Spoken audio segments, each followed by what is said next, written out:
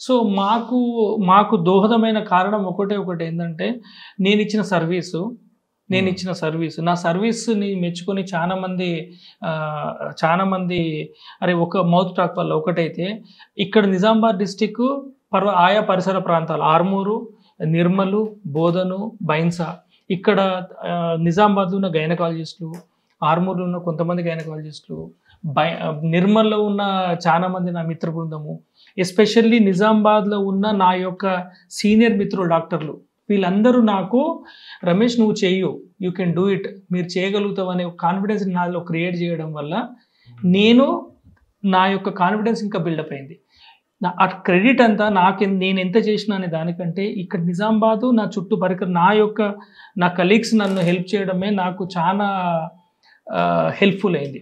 So, నా కలీగ్సే నాకిచ్చినారు. అందులో especially Nizamabad డిస్ట్రిక్ట్‌లో ఉన్న పిల్లల వైద్యులు.